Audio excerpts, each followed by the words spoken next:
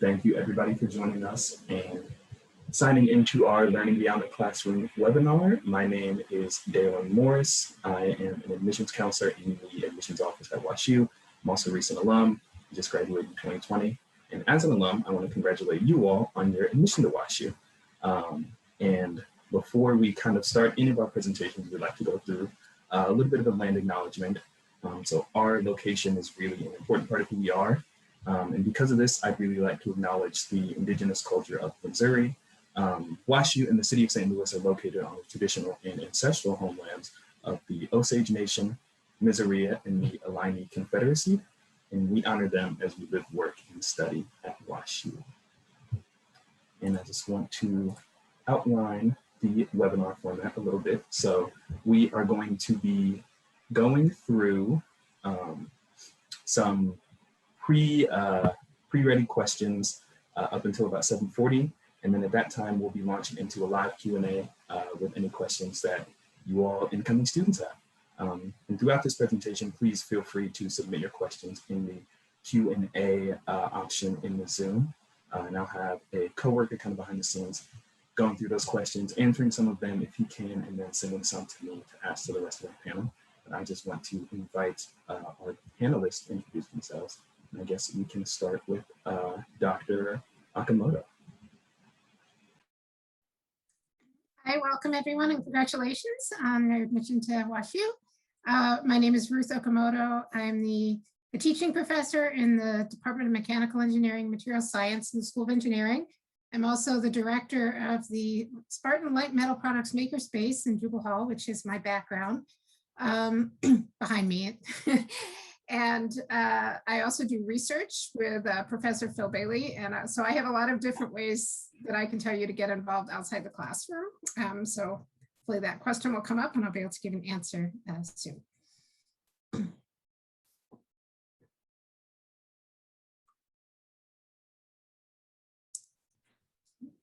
Should we popcorn to one another, knowing who goes next? Is that our best bet? Yeah. Anybody can go next. Sorry about that. No, okay. You know what? I'm chatting, so I'll hop right in here. So and Allie, just so you know, it's coming to you next. So just wait for it. My name is Peter Baumgartner. I'm a professor in the business school in organizational behavior and strategy. I teach actually in a couple different places that overlap with the undergrads. One is in our Beyond Boundaries program, a class called Markets and Morality. And then I'm also essentially the faculty director of the Center for Experiential Learning. And so that involves a number of different student consulting projects with small businesses to large companies to nonprofits along the way. So really excited to be able to talk through all the various different ways you can get involved in experiential learning, not just at Olin, which I know best, but also across campus. So congrats to you all. I'm a WashU alum as well. So hopefully many of you will be WashU alum in 4 years. Allie, over to you. Thanks, Peter, and congrats to everyone as well. I'm Allie Gerard. I am a junior in the Olin Business School. I'm studying operations and supply chain management with a double minor in the business of sports and art history. I think growing up in Los Angeles, I've always had an interest in sports, and I think my sports education outside the classroom has really thrived as a student at WashU. And I'd love to get into some of the work I've done with various sports teams nationally and locally, doing some consulting projects here and there, but also representing with Peter the Center for Experiential Learning and a lot of the work they're doing to help the local St. Louis community. So thank you all for joining. And I could pass it off to Caitlin, my fellow student. Awesome. Thanks, Allie. Hi, everyone. My name is Caitlin Walker. I use she, her pronouns. I'm a junior in the McKelvey School of Engineering. I have a major in electrical engineering with a double major in French and arts and sciences and a minor in aerospace engineering. And I'm heavily involved in engineering extracurriculars as president and program manager and also founder of our rocket design team on campus that participates in a NASA student launch competition, which involves the building of an 8-foot rocket that deploys a payload. I'm also current president of Society of Women Engineers and programming chair for NCouncil, our engineering student council. I've also worked at Jet Propulsion Labs and Boeing, so I know a lot about the aerospace industry as well. So I'll popcorn it over to Trevor. Thank you. That sounds so exciting. I want to hear more about what you do. Congratulations, everyone, and welcome to our panel this evening. My name is Trevor Sangre. I have a bunch of hats on campus. One of the hats you might hear from me earliest about is I coordinate first-year programs for the College of Arts and Sciences, where I'm a dean and do a bunch of four-year advising. I'm also a senior lecturer in women, gender, and sexuality studies, and I'm a faculty fellow, which means that my background is a dorm that I live in on campus. So I live in Brookings Residential College, and we're right now in Lean. And I'll pass it over to Liz Kramer. Thanks, Trevor. My name is Liz Kramer. I use she, her pronouns. And I am also a WashU alum, 2008 engineering. And right now I work in the Office for Socially Engaged Practice in the Sam Fox School of Design and Visual Arts. So I work with faculty, staff, and students, helping them to connect them to the St. Louis community through their practice as artists, architects, and designers. So through that work, I've advised student groups, but also helping students, particularly in art and architecture, who have really demanding schedules and course loads, figure out how they can work in the community in meaningful ways and connect their practice as artists, as architects, as designers, with work that is important to the systemic, social, economic, and environmental issues of our time, and particularly of our community in St. Louis. Thank you to all of our panelists for introducing yourselves and for being here. So I am going to get into our first question. This is just for all panelists in general. We don't typically do like an order answer, so feel free to just come off mute if you would like to answer this question. But the first question is kind of a two-part, is why is learning outside the classroom important? And what does it kind of add to a student's educational experience?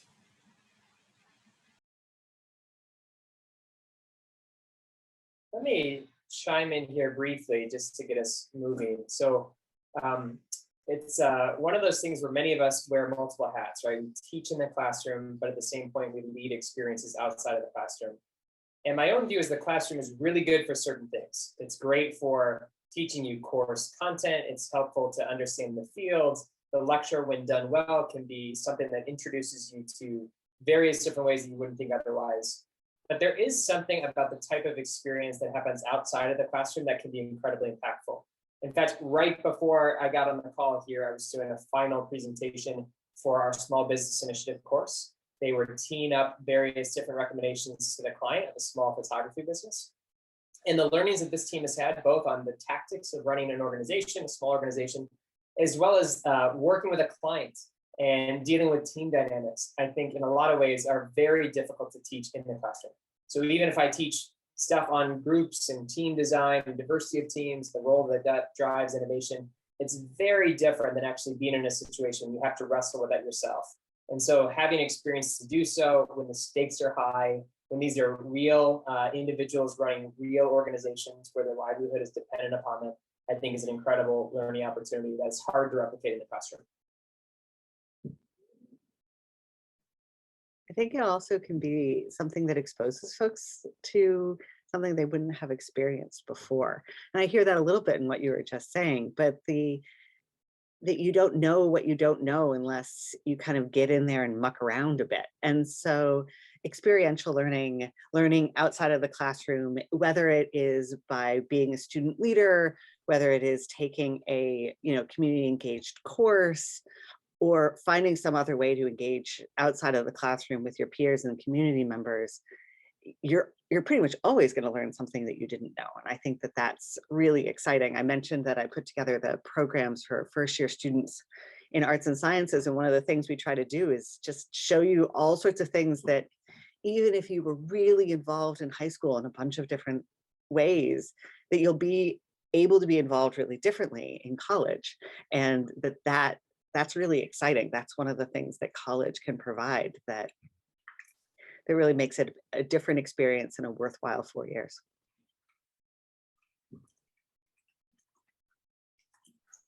So in the engineering domain especially, there's this gap perhaps between what you learn in the classroom and actually building something that works. Caitlin's nodding. So one of the great things about hands-on going out there, joining a student club, and is you get a chance to build something, and then you get a chance to find out it absolutely did not work the way you thought, or it weighs like 5 times more, you had in mind this and you got that. There's two things. One is, those are things you learn, but they also will stick with you so much more than a formula that you have had to memorize for a test. So I have been the thing that made me an engineer, I wasn't going to be an engineer when I started college, and I took a class and I built something and it absolutely failed to work the way I expected. And I had like 24 hours to make it work.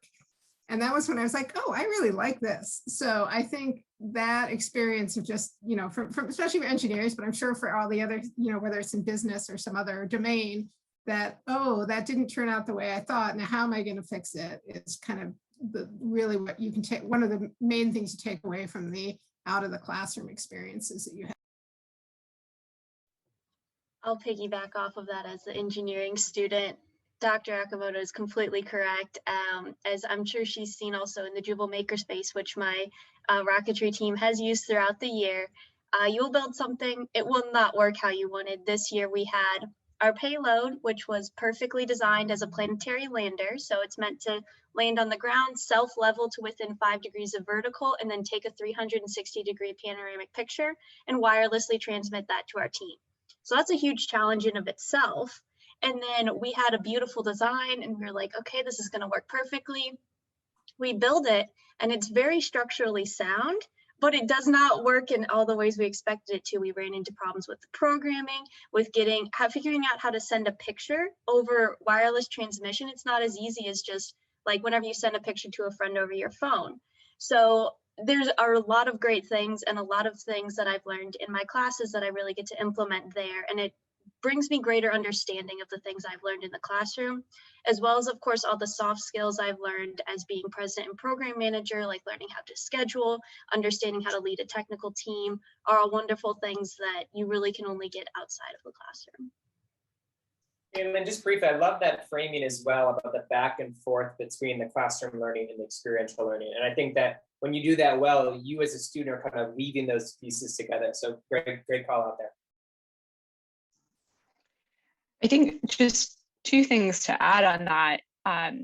I'm teaching a class right now about community engagement, but we are not engaging the community in the class. And it's so evident the way that we don't have the application of the work. And so we're practicing internally. We're like doing lots of little workshops and students are bringing their own experiences in. But part of, as we're closing the semester of our last class on Friday, part of what's come up is having students think like, how am I going to apply this? Like, what do I do with this thing that I've learned in this class? And how do I put it into practice? And that's where I think the out of classroom experiences are so important.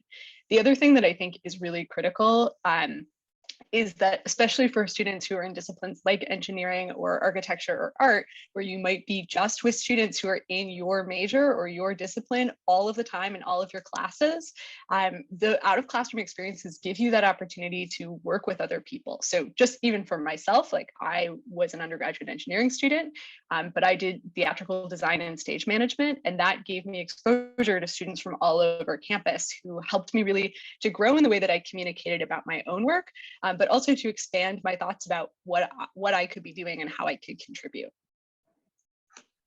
Yeah, I can just hop in quickly on 2 other points. I'd say like in my experience, I really enjoyed experiential learning for both the like personal and professional exploration, but also for service. At least from the business perspective, there is a lot of students around you will be getting their full-time job offers by the time they're a junior in college. And for many of you, that could be in 3 years, you know what you're doing for at least a couple of years after graduation. And for me, that was very scary because I felt like I didn't know enough going into WashU as a freshman to really make that decision and start setting myself up on that path. It's a lot of pressure. And so I'd say through experiential learning, whether through the CEL, like in a more structured course setting, or with professors, if you're doing research, I think the exploration part of it is very, very vital, because you can't learn as you can't have all these different internships over the summer when you only have a set amount of time over the summer. So it's nice to kind of fill in those almost resume gaps, I guess, during the school year, and explore different job functions or career industries. But in terms of service, I think when we think of community service in the traditional sense, like volunteering, cleaning up the parks, all that stuff. Like, I think that's very great and very beneficial. I think as a WashU student with our education, and for a lot of us who are not going to be in St. Louis after graduation, I think experiential learning is also a great way to combine that with service and to give back to the St. Louis community through our academics, which is probably one of our greatest assets as a WashU student is our education. So that's my comment. Thank you, everybody, for those really in-depth answers. And I think some of you all kind of touched on what our next question is going to ask. But our next kind of question is, what are some ways that these kind of non-traditional learning opportunities can really be intercurricular, interdisciplinary? And what are some more kind of examples of these types of opportunities?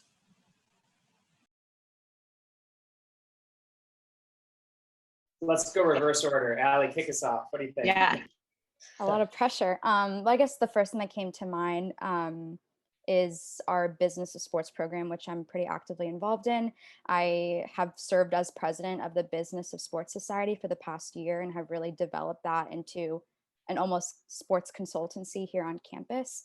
And so in my now like 2 years as a part of the club, I've done a consulting project for the St. Louis Blues locally, for Los Angeles Football Club in California, the soccer team, for Paragon Marketing in Chicago, and then currently working with Allie Raisman's brother, Brett Raisman, who's actually a WashU alum. He works for the ownership group for the New York Islanders hockey team.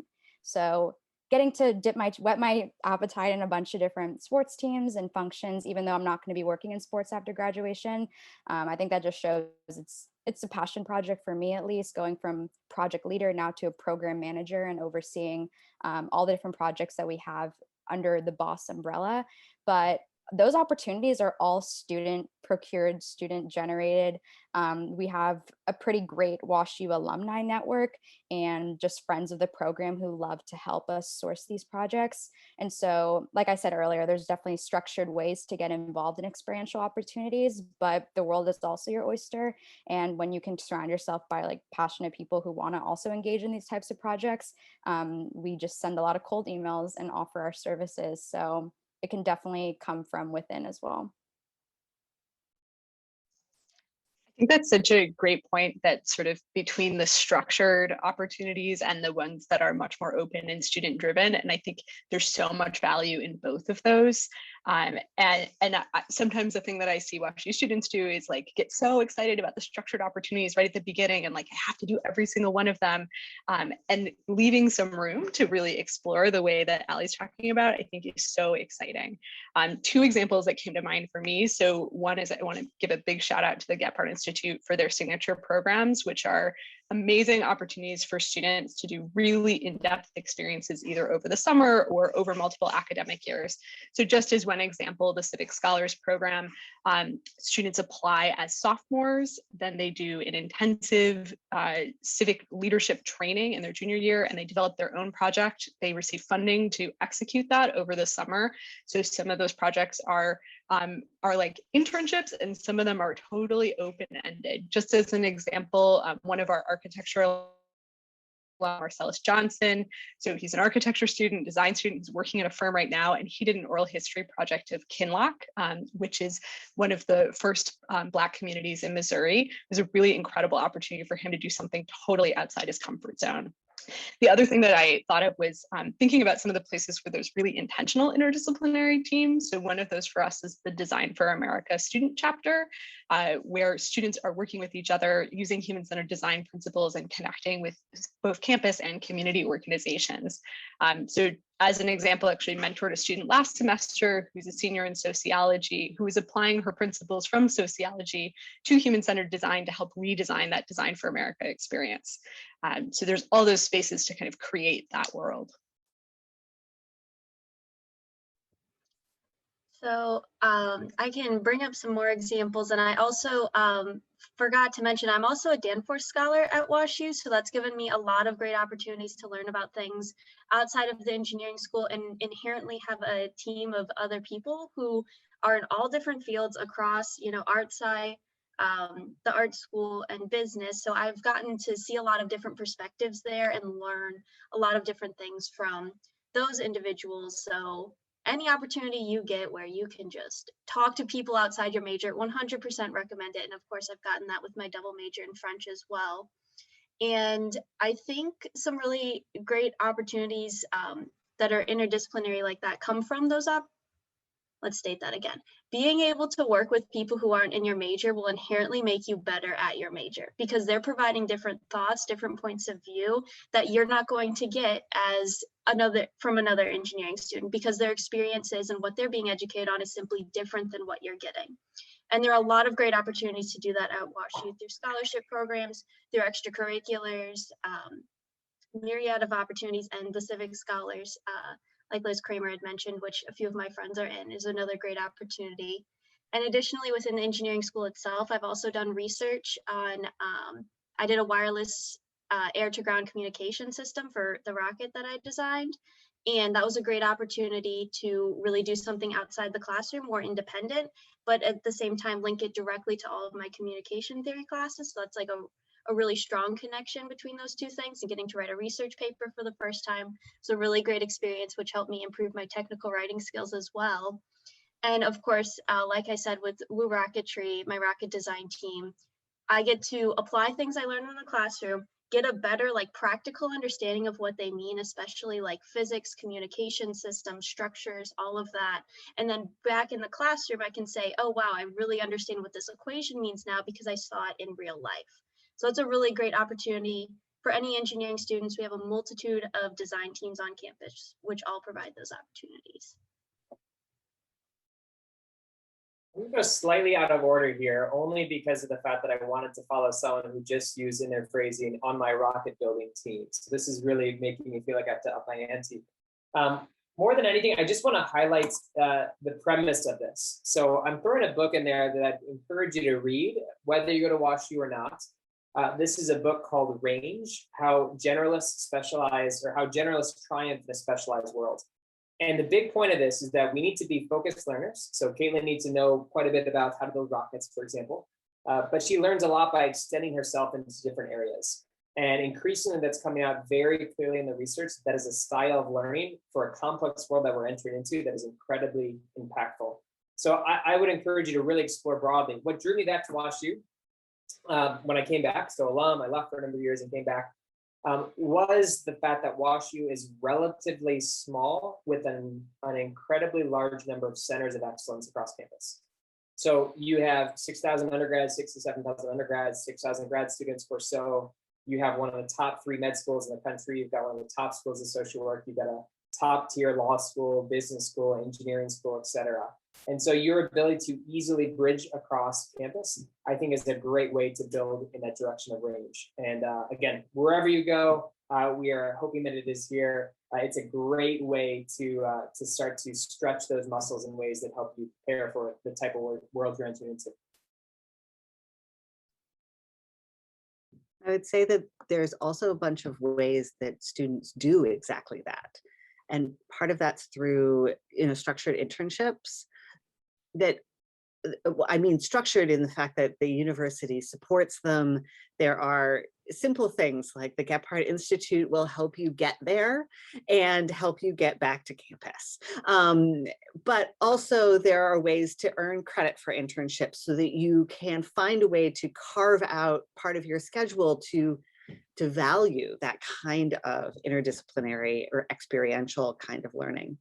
We also have a really robust research program for undergraduates that I think is pretty impressive.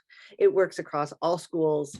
And again, it's often funded and kind of has some university structure that kind of helps folks find their projects, identify how they're going to do their work, interact with their mentors. But a lot of it is also student driven. So you can do almost anything you want. And then there's structure on the back end as well, where you get to share this research experience and practice how you would do that kind of in the real world. And I think that those two things, like internships and research, are ways that we make it really concrete so that not only students who can build their own rockets, but every student can have the opportunity to do some of this kind of outside of the classroom learning. And that's pretty impressive.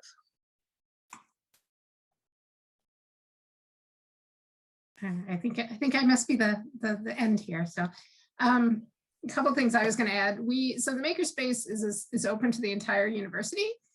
We've been open, well, we were open about 6 months before the pandemic, and since then we've been sort of a little bit not able to reach out as much, but we have a group from occupational therapy, so a professor from occupational therapy, and her team basically modifies, I guess what you'd call Barbie Jeeps, if you can think of the little ride around cars, so that disabled children can use them.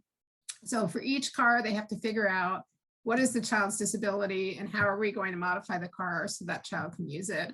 And then they modify the car and they donate it. It's a program called Go Baby Go. They're one of a number of chapters around the country, but they actually come into the Makerspace, and there's an electrical engineer trying to figure out why is this circuit, why did it keep short, what is going on? Why is the circuit, why is this switch not working? Why can't the car go? And, it's great because, the occupational therapists know how to modify it. The engineers are trying to actually, get the nuts and bolts of, of the thing to work. We also have people who come into Makerspace from surgery. They're making models. We were 3D printing models of the aorta.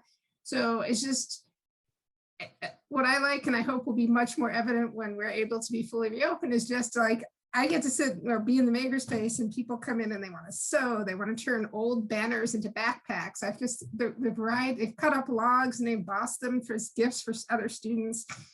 I mean, it's just a great way to just see all the different things. And by being in an environment like that, you kind of just, you're riffing off what other people are doing. And they're people who aren't necessarily in your area, but they give you an idea that you can then kind of go off and implement, or you can get together, collaborate with them. And so that really, just having a space where people come all over campus, I think is helpful. And, I think Liz, I know I wear a number of hats. I advise mechanical engineering students.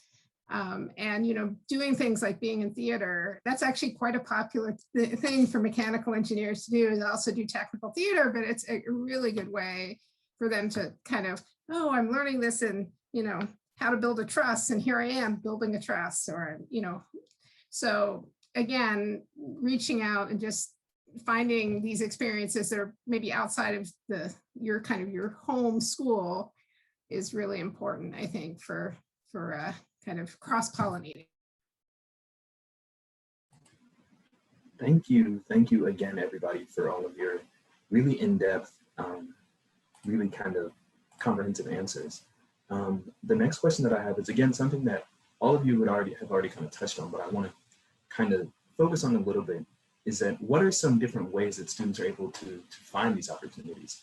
What are some kind of specific paths that they can take, whether that be through a certain office in the school, or whether that be through like a certain class? And if you could give either an example of a path that you've been a part of, or that you've seen a student take, something that would kind of give our attendees an idea of how they could get involved in this type of stuff.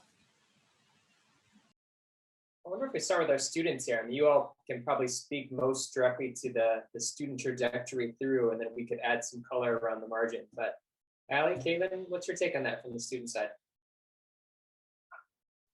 I think I kind of gave my answer a little earlier, so if Caitlin wants to jump in, but I guess to summarize, like, there are a lot of structured classes or programs like people have mentioned before, but also like have the courage to make your own opportunities and create your own space. Yeah, so I personally got involved in all of the extracurriculars except the rocket team that I founded, but I'll talk about that next.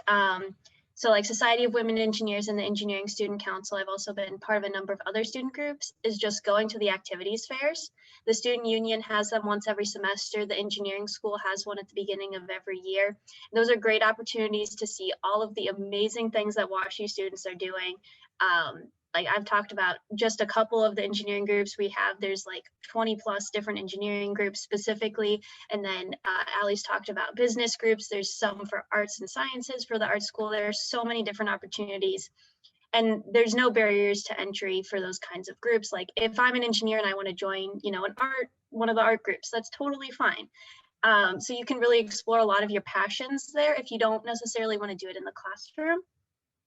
And in addition to that, you can also start your own groups, which I think there's a question in the Q&A specifically about that. So I'll just like tie that in here.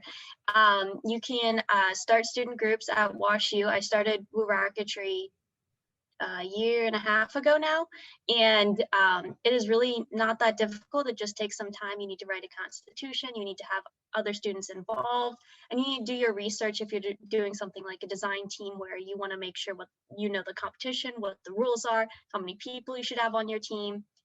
But overall, it's really not that difficult, and it's very easy to do. You just submit it to the student union, they'll approve it, and then hopefully you'll start getting money from them to start funding whatever it is you'd like to do.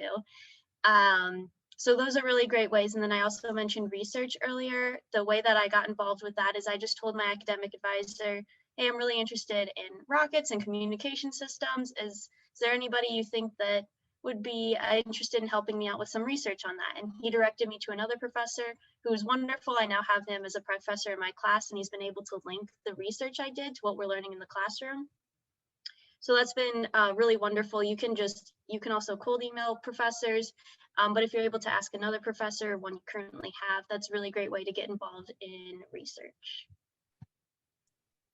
I'll piggyback on that really quick, because I actually think that what you described of like talking to your advisor or a professor or someone else that you know has some linkage to what you want to do is a really great way. I know that a lot of students come to WashU who are interested in pre-health things, and there are really robust programs through both chemistry and biology to kind of funnel students who are interested in doing pre-health research to work with folks on the med school campus.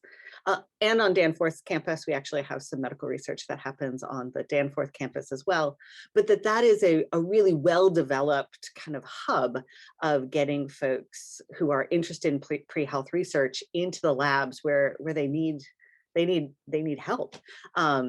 And I know that that's really enriching for folks on both sides of the equation. I think there are also like feeder classes. I mentioned that I teach in women, gender, and sexuality studies. It's one of the few departments on campus that has kind of a requirement for a community engaged course. You can go a different way, like there's tracks, but a vast majority of the students take a community engaged course. And I know that I've worked with a bunch of students who from this community engaged course that they've done, that spins out to either research projects that they're doing, further internships that they're doing, and even indeed jobs after graduation. So that there are feeder courses that will get you into that. And then I think that we'd be remiss to not mention that there are also in most years pretty robust study abroad opportunities, both on the small scale, again, often through classes, and then on the large scale through a whole semester, summer, or even year abroad program. And I think that those are also ways that, while there are some that are traditional exchange, so you're just in a classroom somewhere else, some of them are programs, and some of them are even research-driven or service-driven projects in other parts all around the world. So I think that those are really excellent opportunities that have a kind of clear pathway to get involved in. Let me just chime in briefly about the professor comment that Caitlin mentioned earlier on, because I think that was a nice way to frame it. My general sense on that is, as a professor, it's really great when someone comes in with a little due diligence on the stuff that I've been involved in advance, right? So let's say that you want to work with Liz, and being able to look up Liz's bio and see what she cares about, what she's engaged in and involved in is a great way to make that seamless. And in general, if I have someone that comes to my office and says, hey, Peter, I know that you study venture capital decision-making, and I know that you're involved in some of the family business investment offices as well, and I'm really thinking about studying this moving forward, I'd love to be able to hop onto a project with you. I'm much more likely to engage in a robust fashion with that student than someone that says, hey, I need some opportunities to grow, what should I do? I'll probably help both, to be honest with you, but the former can be a really great entryway in. So your diligence in the front end to do a little bit of digging, just a Google search or two, can be quite helpful. One other thing that I'll add just while it's here, there was a comment around the ways that we can hear from experts in the field and innovators and investors and people that are kind of on the leading edge. That happens all the time around campus. So you'll see this in speaker series on campus. You'll see this in people, our rich alumni network that are coming back. So Ali made mention of the rich WashU alumni network. There's a ton of ways that we plug in with them. I find that as a professor, I love bringing those folks into the classroom. So just as a brief example, I'm teaching a Beyond Boundaries class on markets and morality right now. And we brought on recently a member of the Parents Council who runs a large-scale investment office out of Philadelphia, who's also really interested in the arts and is a big collector.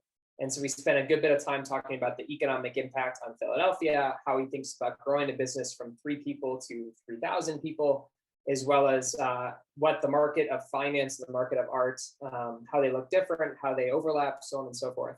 So in my own view, that's the kind of experience where I transition to kind of a moderator, and I'm able to bridge the gap between some things that we talked about in class to the way that it's playing out in the field itself. So I am with you in saying that that is a great way to learn, even when in the classroom, to be able to step alongside those individuals.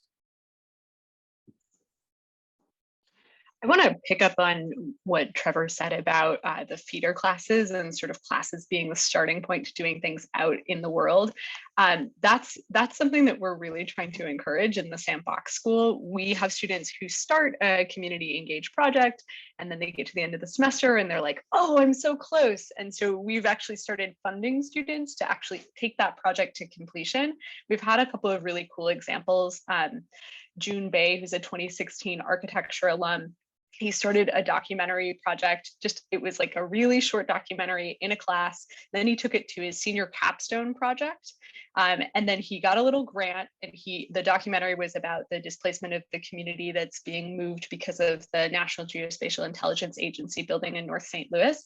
He screened the documentary in the community. He submitted it in the St. Louis Film Festival, and then he was in the St. Louis Film Festival for that documentary and a different one that he made. And now he's a documentary filmmaker. So he actually just came back and spoke in a class a couple of weeks ago, and I got to go. It was really fun to see him.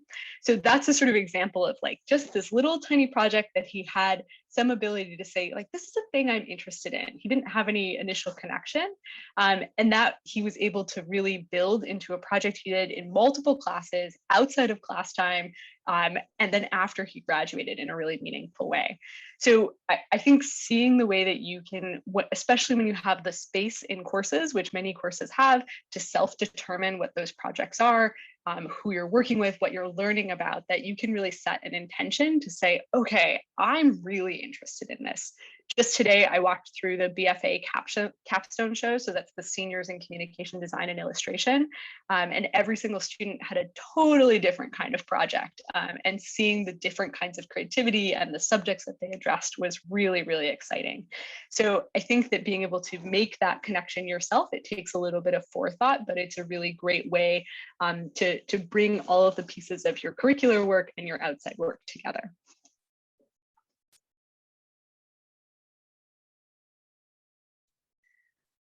One of the things that made me think about, and in part noting that you were kind of answering some of the questions that are coming up there, Liz, is like, how do we reach out to the St. Louis community? I think that those are really beautiful examples of how that happens.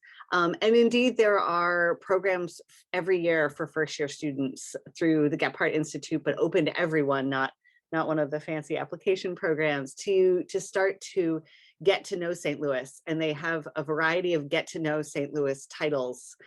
And I can't ever keep track of which title belongs to which program, but any get to know St. Louis programs. And that those are often, again, the opportunities to kind of start a relationship.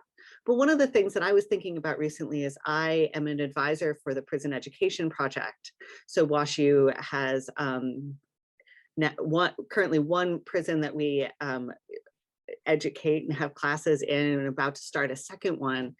And that there is a whole robust program of undergraduates who have developed a whole important kind of structure that facilitates this prison education project. And that working with those students, though not directly myself, has been really powerful. And I know that the students in the prison also really appreciate that. So that there are a variety of programs that have a variety of different ways that people can get involved, that work with St. Louis in some really important ways.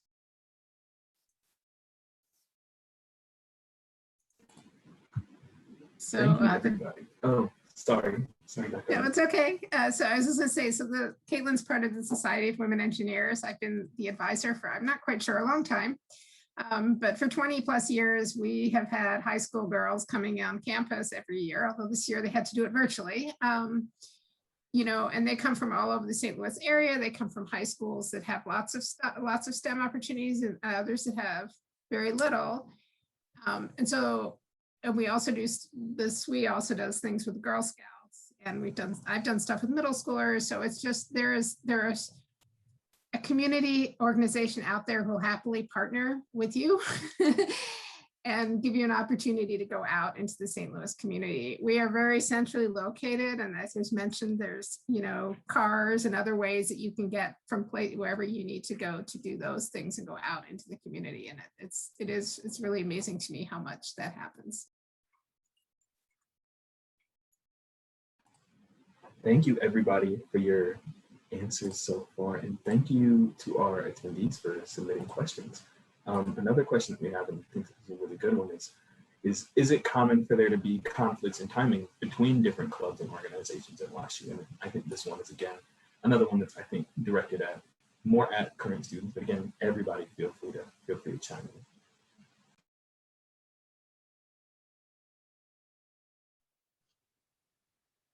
Go ahead. Okay, I love how we keep on unmuting at the same time. So there definitely can be conflicts. However, unlike high school, where like personally in high school, I was in like 7 or 8 different organizations, you're not going to want to do that at WashU because you need to put in a lot more time to each individual organization. So now I'm currently in 3, and I think like that's a good maximum for a lot of people. So with you doing less things, there's less likely to be a conflict. However, there are certain groups that I know do have conflicts with one another. So like, for example, some of the design teams, we do conflict with our times because we need to meet on Saturdays or Sundays since we meet for such a long time. And there's only so much time in there. However, I do have multiple people on my rocketry design team who are also on the car building racing team. So like, it's definitely possible to work things out so that you're able to participate in multiple clubs. So occasionally there will be conflicts, but usually you can work it out. And if you're really interested in that club, just like tell the president, whoever the leader is of that club, and they can make accommodations so that you'll still be able to participate. I guess like building off of that, a lot of clubs are very flexible and most of them do meet in the evenings since you have class like during the day. There are some night classes, but hopefully that doesn't conflict. A lot of clubs like have norms, like they're known to meet at like Mondays at 8 p.m. for instance, or like Wednesdays at 5:30. And that's some information that people can tell you at the activities fair just up front, which is very helpful. But kind of like what Caitlin was saying, like it's very different than high school. Like you're not on a bell schedule where you have class from like 8 to 3. You look at your calendar, you have a lot of white space on your calendar. There's a lot of room for flexibility. It's not like high school where you go home and you just do your homework. You can do your homework at like 9 a.m. if that's what you want to do, or at lunch if you want to do a working meeting. There's a lot of flexibility, and I think it's very, very feasible to engage in these organizations. But exactly like Caitlin said, it's very fulfilling to engage in a few very deeply than to spread yourself too thin. I do think one of the things that you have to learn while being a college student is this ability to juggle and to prioritize and to task switch. So, you know, one piece of the story is saying, do I make sure that my plate is not too full? So Caitlin, your point was spot on about that.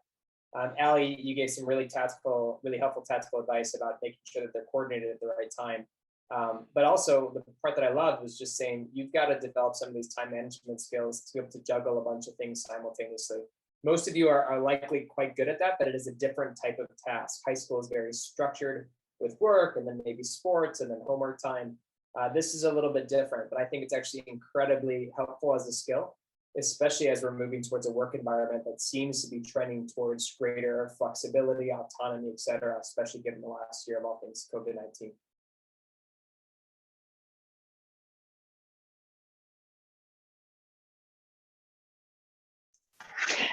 I just want to extra echo that you don't need to do everything.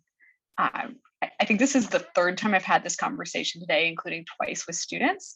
So it's so tempting. I think when you get to WashU and you see all these things and you're like, oh my God, I like WashU students come in with all these skills and all these talents and all these interests. And then you get here and you're like, I'm like a kid in a candy store. And it's really hard to actually be able to like, the prioritization is really hard because you're both micro prioritizing every single day and you're making a macro prioritization of like, what do I do with my semester? What do I do with my year? What do I do with my 4 years here? So I think it's also really valuable to think about how you build a community around you of your friends and your advisors and your classmates who can help you think through like what really matters to me and what is worth me investing my time and my love and my energy into. And really thinking through that kind of every day, but also on the big level of like, wow, like how am I growing and how am I contributing to this community that I'm part of? One of the ways I see students doing that, and even the two students who are on the call, I think have been excellent exemplars of this, is that you usually find one or two things that you're really passionate about, and then develop that into maybe a couple of things that touch on that, but those become kind of deep commitments. And they might be deep commitments that you realize through a couple of different pathways. So women in engineering, for example, but my guess is that's also related to the N Council. Am I remembering the name of it correctly? The engineering office is right by mine, so I know more things about the engineering school than I do some other places, and that those might be, you know, synergistic experiences. And the other thing is that WashU has the opportunity to do kind of the thing that's really you.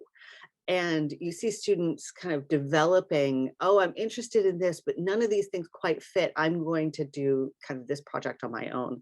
It sounds like the rocket project might fit nicely into that bucket.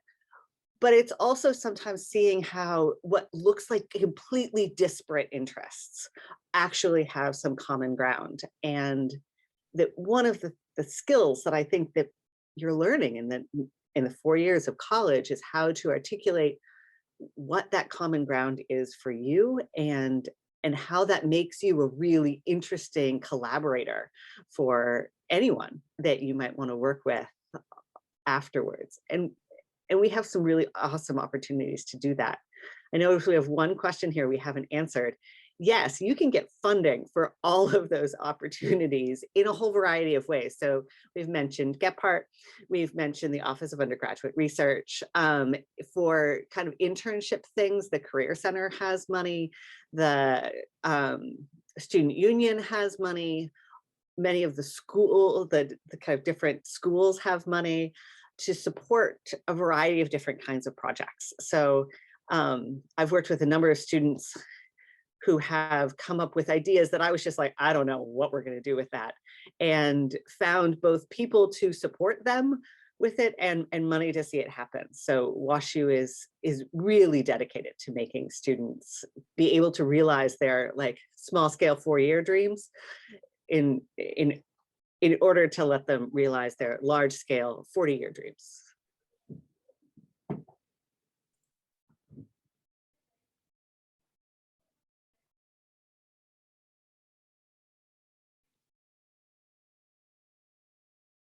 Let me hop into one that's popping in. I'm reading it in real time. Is there a rough objective balance between classroom learning and informal opportunities that we as students should keep in mind, or can we effectively allocate more time and effort towards informal opportunities? This is a person speaking after my own heart. I love the framing of the question. Unfortunately, I don't think there's actually a very clear answer to it. I think that to some degree, that blend is going to change over time. In general, I think the way to think about the out of the classroom opportunities is to start broad and exploring, because right now you're maybe 17 years old. And I remember at 17, I knew a lot about myself, but I had a lot of limitations. I still have a lot of limitations, but I had a lot of limitations then. And so kind of sampling a couple different areas was quite helpful. You might start to narrow it over the course of time. And my guess is that you might actually see an expansion of experiential over the course of your time in the degree. So at the very front end, you're learning the foundations, you're digging in, you're just getting used to the college life and the classroom experience and time management and the like. That is your priority, right? You are a full-time student. And then as you start to get your feet underneath you, you might start to expand that. So great question, but that's the way that I would tend to approach it. I talk about it as the junior year problem, that by the time that your first year, you have to explore and figure out what's going on. Your sophomore year, you kind of hone that exploration, kind of figure out your niche.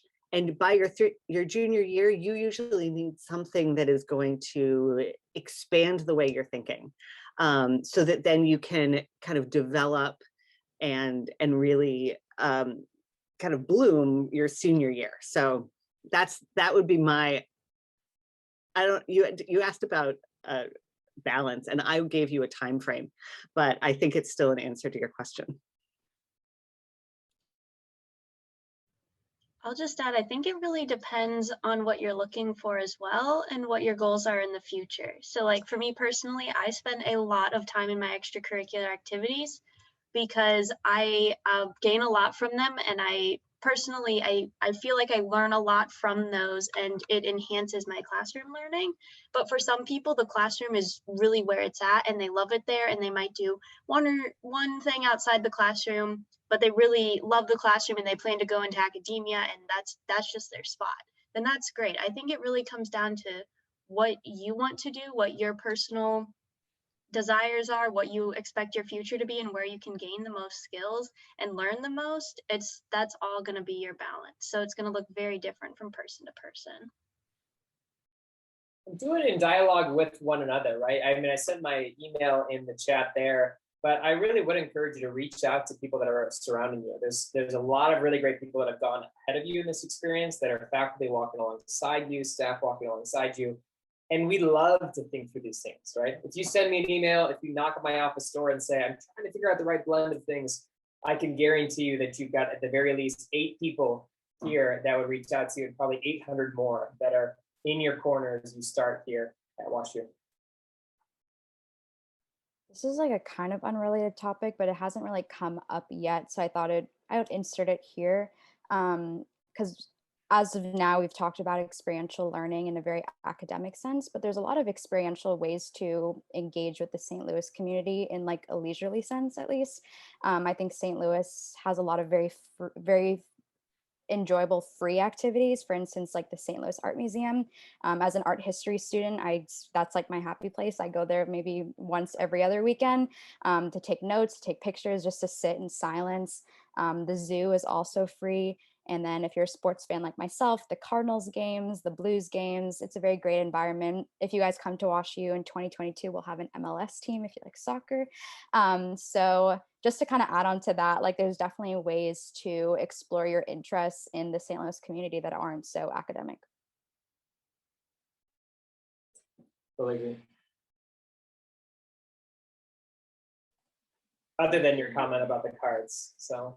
I'm a Dodgers fan. I go when the Dodgers are in town, but I mean, it's a good atmosphere. If you, it is fun to watch a game. That's for sure. Yeah. You have to check out a Cardinals game if you're here. It's definitely an experience.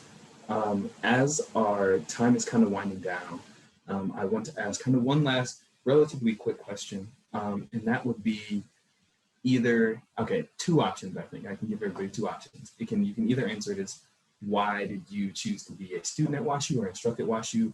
Or if you have like a small like anecdote or small little piece of advice that you'd like to share with all like incoming students, that can be your other option as well. You can do both, one or the other, either one, totally up to you all. And I'm going to get the ball rolling with Liz. Oh my gosh, that's so much pressure. I mean, I guess I want to build off what Allie just said. I came to St. Louis for WashU, and WashU is really what brought me here as a student, and inadvertently brought me back again as a staff member and a faculty member this time around. And but for me, being connected to St. Louis and participating in St. Louis as a resident and as someone who really cared about the city has been absolutely transformational in my life. And that really started with just having the chance to be out in the city and explore with my friends from WashU and to be part of other things that were going on in the community and to get to know a new town and particularly transformative. And I've heard this from many students, including some in my class this semester, that being able to have a summer in St. Louis, if you're not from here, where you're not in class and you're not tied to campus, is really an incredible opportunity. So I hope you come and join us. And then I hope you come and stay for one nice steamy summer at a minimum.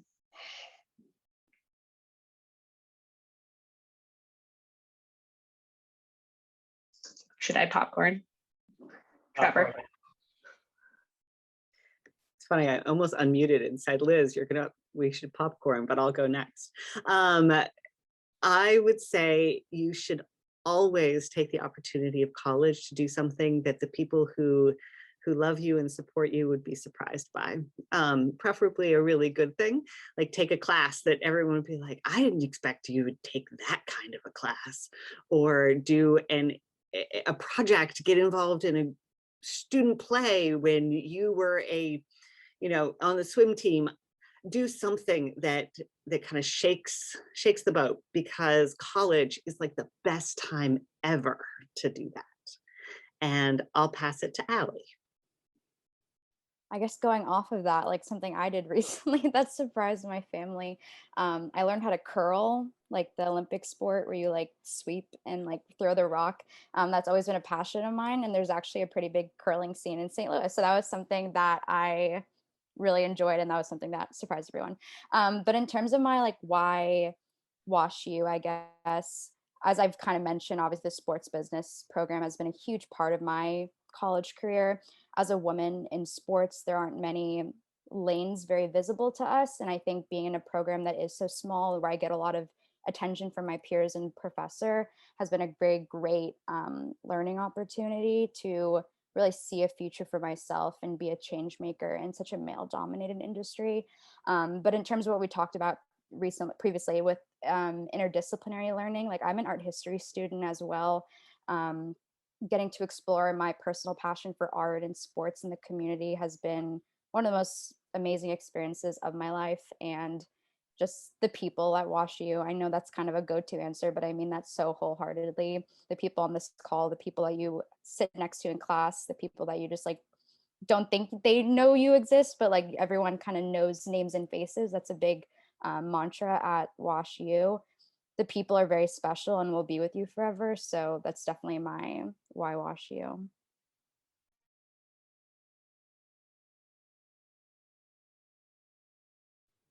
I'll go next since I've also got a why WashU. So as an engineering student, for anybody who's a prospective engineering student, you may have noticed that there's a lot of engineering colleges that don't encourage interdisciplinary learning. They want you to stay in your lane, you're gonna be an engineer, and that's what you're gonna do. That's not how WashU is at all. They encourage you to collaborate with each other, which is prevalent throughout the engineering school, where I've been given opportunities to collaborate with people within my major, but outside my major, and encouraged to collaborate outside of the engineering school in general, which I absolutely love. And then I also have a double major in French. That is not something you can do at most engineering schools. So if you have a wide variety of interests where you want to study each of those passions and have opportunities in each of those passions, WashU is going to give you those opportunities and encourage you to take them, which I think is absolutely wonderful. And as Ali said, it's really the people here that make it that way. They encourage this collaborative atmosphere. They encourage you to pursue all of your passions and become a better person. And that's why I love it here.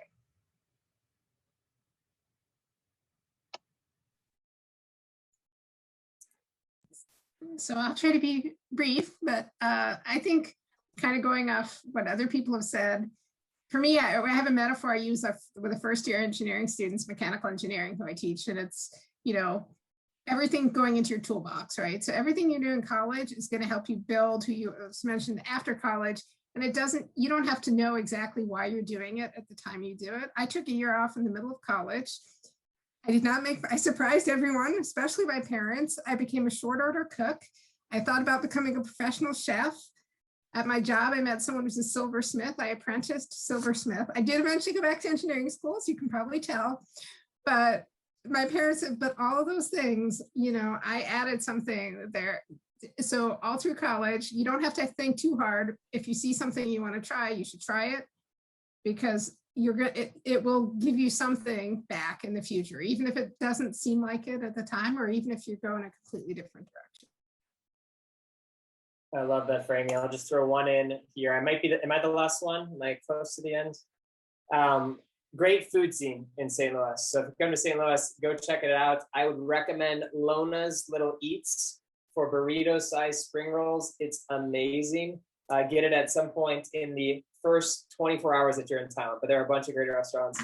And then finally, I'd say just take advantage of the small size. So the fact that you're in a small class with a bunch of centers of excellence is a huge opportunity, a great opportunity to plug into a mid-sized city, as well as a smaller sized campus with great institutional resources. So great opportunity in front of you. I'm excited for your next 4 years.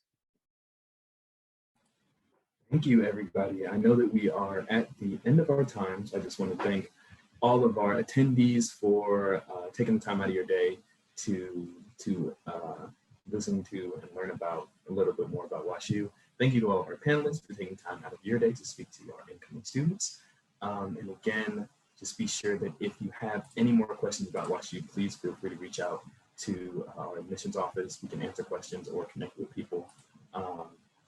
We'd love to talk to y'all and hear from y'all. So yeah, I hope everybody has a great rest of their night, and thank you all again. Bye, everybody.